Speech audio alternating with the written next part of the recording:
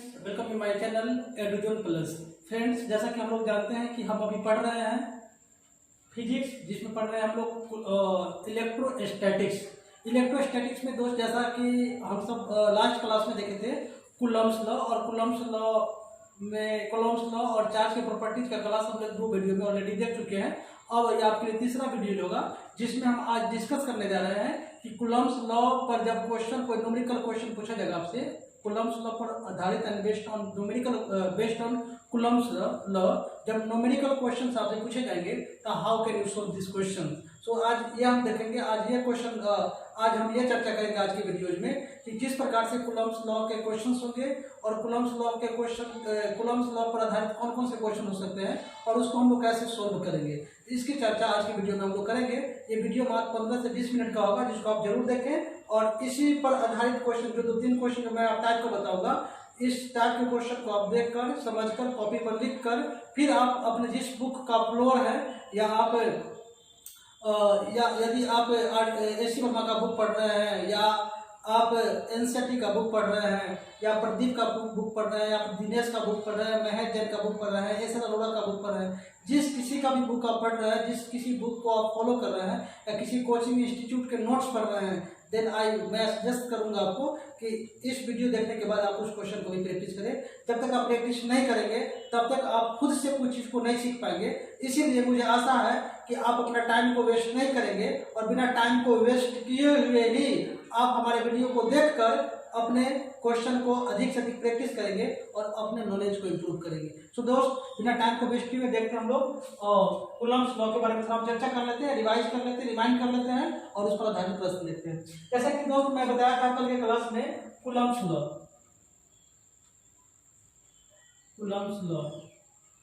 Coulomb के नियम, coulomb के दोस्त नियम में बताया था कि 2 चार्ज पार्टिकल्स यदि है, एक चार्ज पार्टिकल है, एक चार्ज पार्टिकल है, ये दोनों चार्ज पार्टिकल के बीच में मान लेते हैं कि ये Q1 चार्ज है और ये Q2 चार्ज है। ये दोनों चार्ज के बीच में यदि डिस्टेंस r है तो कूलम्ब लॉ के नियम के अनुसार एक डायरेक्टली प्रोपोर्शनल Q1 Q2 अपन में r स्क्वायर होता है, जिसको लेकर मैं कल बताया था कि k यहाँ पर प्रोपोर्शनल हटाकर क्या आएगा, ये Q1 Q2 अपन में r स्क्वायर होगा। यहाँ here k is proportional constant होता है, जहाँ पर k का वैल्यू होता है, माने कि k समानुपातिक नियतांक है, k समानुपातिक नियतांक है, जहाँ पर k का वैल्यू होता है, k हम लिख सकते हैं k के जगह पर 1/4 पाई इप्सिलॉन नॉट, या इसका वैल्यू होता है 9 × 10⁹ न्यूटन मीटर स्क्वायर पर कूलम्ब स्क्वायर, जहाँ पर इप्सिलॉन नॉट को हम लोग क्या बोलते हैं, परमिटिविटी बोलते हैं, जिसका वैल्यू होता है 8.85 × 10⁻⁻12 कूलम्ब स्क्वायर पर मीटर स्क्वायर। तो 2-3 चीज इसमें बहुत इंपॉर्टेंट है जो आपको लर्न करने हैं। और कौन 2 पॉइंट लर्न करने हैं? एक तो ये पॉइंट के का वैल्यू कितना होता है, ये ऑब्जेक्टिव क्वेश्चन आपको पूछा जा सकता है आपसे, इसलिए आपको कुछ नहीं करना है, ये पॉइंट को तो आपको रख ही लेना है। तो के का वैल्यू जो होता है 9 × 10⁹ न्यूटन मीटर स्क्वायर पर कूलम्ब स्क्वायर। इससे 2 क्वेश्चन बन सकते हैं आपसे। यदि आपसे एक सिंपल सा क्वेश्चन के का वैल्यू पूछ ले, ये पूरे को लिखना है, ये पूरे पॉइंट को याद रखना है। यदि पूछता है कि के का यूनिट क्या है, के का यूनिट ये है। यदि इसके डायमेंशन पूछता है तो डायमेंशन निकालेंगे ml t के पावर, इससे हम निकालेंगे इसका ml t के पावर -2 होता है 2 के स्क्वायर रहेगा। तो उसके आधार पर मैं कल की क्लास में मैं आपको इसको बता चुका हूँ। तो जैसा कि हम लोग जानते हैं, ये k यहाँ पर प्रोपोर्शनल कांस्टेंट है, जिसको समानुपातिक नियतांक कहते हैं हिंदी में। k का वैल्यू 1/4 पाई इप्सिलॉन नॉट होता है, इसको इप्सिलॉन नॉट कहते हैं। इसका वैल्यू 9 × 10⁻9 होता है, इसको न्यूटन मीटर स्क्वायर इसका यूनिट होता है। यदि आपसे क्वेश्चन पूछता है कि k का वैल्यू कितना है, ये बताएंगे आप। यदि k का यूनिट क्या है, ये बताएंगे आप। उसी प्रकार इप्सिलॉन नॉट को परमिटिविटी कहते हैं। यदि इसका वैल्यू पूछा था 8.85 × 10⁻12 और कूलम्ब स्क्वायर पर मीटर स्क्वायर बताएंगे। यदि इसका यूनिट पूछ दिया जाए तो आप ये बताएंगे। यदि हम डायमेंशन निकालते हैं, डायमेंशन ऑफ के का विमा, यानी कि के का विमेय सूत्र, के का बीमीय सूत्र। तो के का बीमीय सूत्र निकालना काफी आसान है। के का जैसे यूनिट देखिए, यूनिट क्या है, न्यूटन मीटर पर। तो न्यूटन होता है फोर्स का यूनिट, फोर्स का डायमेंशन होता है एम एल टी के पावर -2। ये मीटर स्क्वायर है तो याद रहेगा एल स्क्वायर। याद रहेगा कूलम है तो आई टी के स्क्वायर। ये हमारा पूरा का पूरा डायमेंशन है। तो डायरेक्ट लिखेंगे इसको एम एल के पावर 3 टी के पावर -2, याद रहेगा आई के पावर 2 टी के पावर 2। ये पूरा पूरी डायमेंशन है। याद रहेगा एम, याद रहेगा एल के पावर 3, याद रहेगा टी के पावर -4, याद रहेगा आई के पावर -2। इसका ओवरऑल डायमेंशन है। उसी प्रकार से यदि आप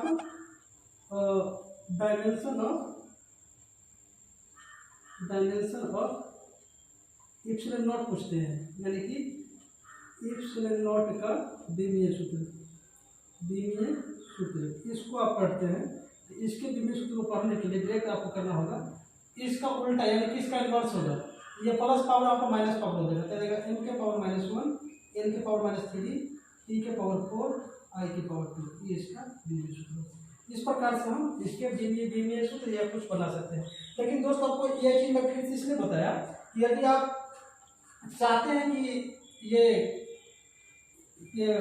कूलम्स लॉ पर आधारित यानी कूलम्स लॉ पर बेस्ड यदि हम कोई न्यूमेरिकल प्रॉब्लम को सॉल्व करें, तो हमें याद रखना है कि इस फार्मूला को यदि ऐसे न लिखकर ऐसे भी लिखा जा सकता है, F = 1/4 pi epsilon not Q1 Q2 r², ये भी लिखा जा सकता है। तो इस परिस्थिति में इतना का वैल्यू हो या इतना के का वैल्यू हो, आपको ये पुट करना है न्यूमेरिकल क्वेश्चन सॉल्व करने के दौरान। तो हम देखते हैं कि इसका न्यूमेरिकल क्वेश्चन कैसा हो सकता है।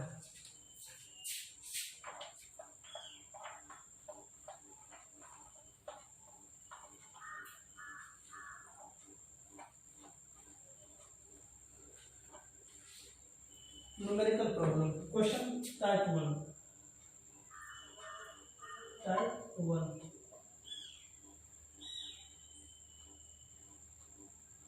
If two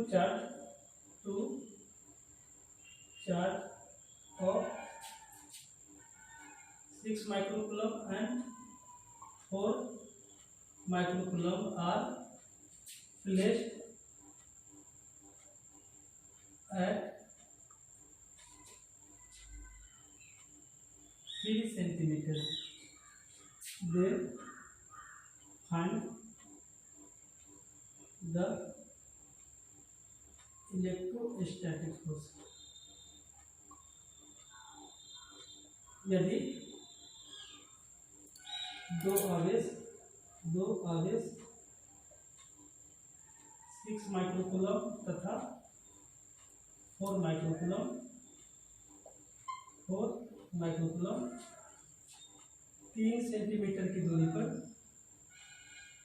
3 सेंटीमीटर की दूरी पर स्थित है,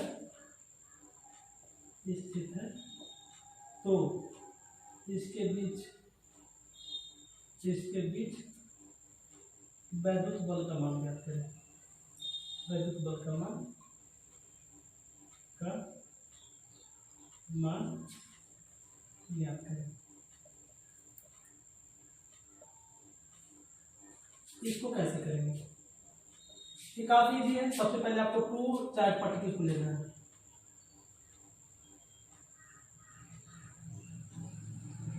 ये Q1 है, ये Q2 चार्ज पार्टिकल्स है। इसके बीच की दूरी यहाँ पर 3 सेंटीमीटर है, यानी कि R का वैल्यू 3 सेंटीमीटर है। इसके बीच का फोर्स कितना होगा, हमें F निकालना है। F निकालने के लिए सबसे पहले सिंपल क्वेश्चन है, मैं आपको फॉर्मूला वाइज बता रहा हूँ। इसके बाहर क्वेश्चन अभी हम देखेंगे बारी से देखिए इसके क्वेश्चन को। तो टाइप 1 में क्वेश्चन ऐसा हो सकता है सिंपली, यहाँ पर Q1 का वैल्यू कितना दिया है, ये Q1 का वैल्यू 6 माइक्रोकूलम म्यू है, ये म्यू सी 6 माइक्रोकूलम। ये माइक्रोकूलम को पहले हम ऐसा यूनिट में चेंज करेंगे। हम जानते हैं कि चार्ज कैसा क्या होता है, कूलम होता है। इसको कूलम में चेंज करने के लिए ये 10⁻⁻6 इतना कूलम हो गया। उसी प्रकार से Q2 निकालना है, यहाँ पर कितना है, ये आपको 4 माइक्रोकूलम है। तो माइक्रोकूलम को कूलम में चेंज करने के लिए आएगा 10⁻6 से मल्टीप्लाई करना, -6 से 10⁻6 से मल्टीप्लाई यदि कर देंगे तो ये माइक्रोकूलम कूलम में कन्वर्ट हो जाएगा। तो यहाँ पर आएगा 10⁻6 कूलम। दोनों के बीच में सेपरेशन है 3 सेंटीमीटर की। लेकिन आप जानते हैं कि ये ऐसा सिस्टम नहीं है, ये सीजीएस सिस्टम है। ऐसा सिस्टम इसको कन्वर्ट करने के लिए इसको मीटर में चेंज करना होगा। तो सेंटीमीटर को मीटर में चेंज करने के लिए 100 से डिवाइड करेंगे, यानी कि इसको लिख सकते हैं 3 इंटू में 10⁻² मीटर। ये 10 का पावर 2 लिख सकते हैं, इसको ऊपर में ले जाएंगे तो 10 का पावर -2 हो जाएगा। अब हम के का वैल्यू या 1/4 नॉट का वैल्यू जानते हैं 9 × 10⁹ न्यूटन मीटर स्क्वायर पर कूलम स्क्वायर। अब आपको निकालना है इलेक्ट्रिक फोर्स निकालना है। फोर्स होता है फॉर्मूला के Q1 Q2 अपॉन में R²।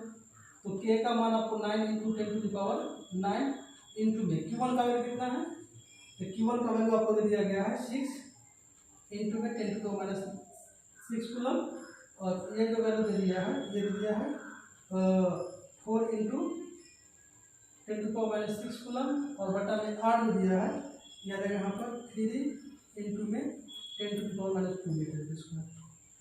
अब यहाँ पर देखेंगे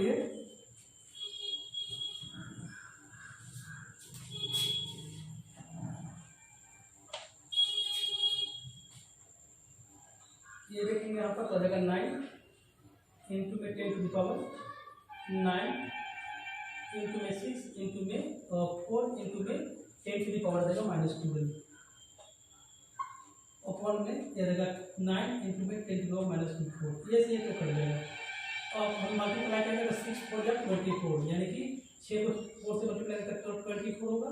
ये ऊपर में पावर यहाँ पर प्लस में, यहाँ पर पावर माइनस में है, तो 10⁻³ अपॉन में 10⁻⁴ रहेगा। अब इतना आ गया क्योंकि यहाँ पर पावर 9 है, यहाँ पर पावर माइनस में 12 है, तो प्लस माइनस पावर क्या हो जाएगा, घट जाएगा, तो 10⁻³ आ जाएगा।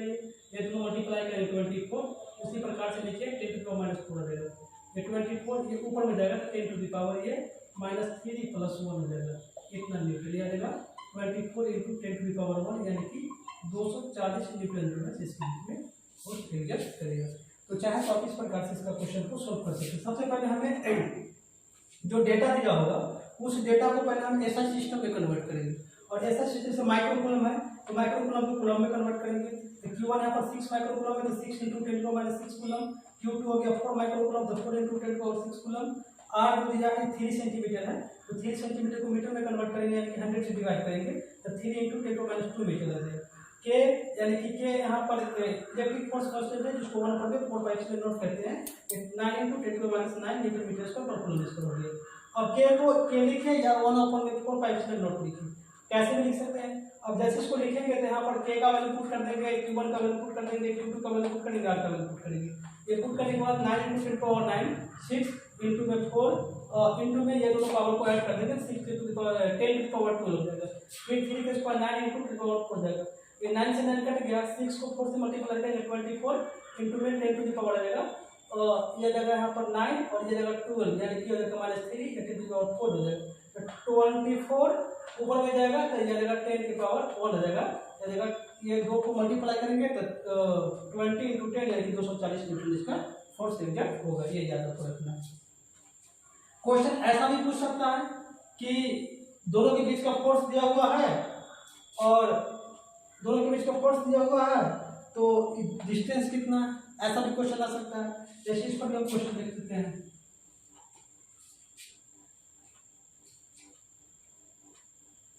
क्वेश्चन नंबर 2, एक 2 charge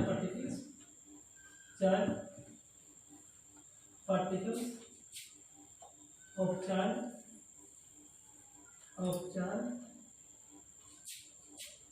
4 microcoulomb and 3 microcoulomb are separated by a distance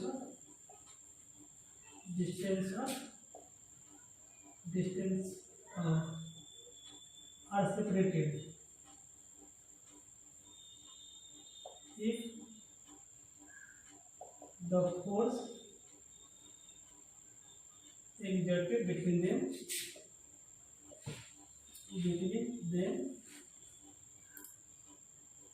is 60 Newton. Then find the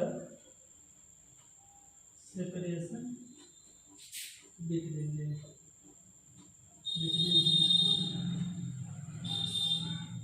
यदि दो आवेशित कण, यदि दो आवेशित कण जिसका आवेश 4 माइक्रोकूलम तथा 3 माइक्रोकूलम है, यदि उसके बीच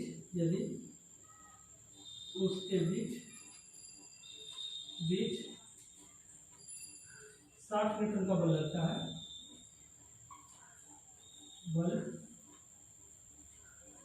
है, तो उसके बीच की दूरी ज्ञात करें,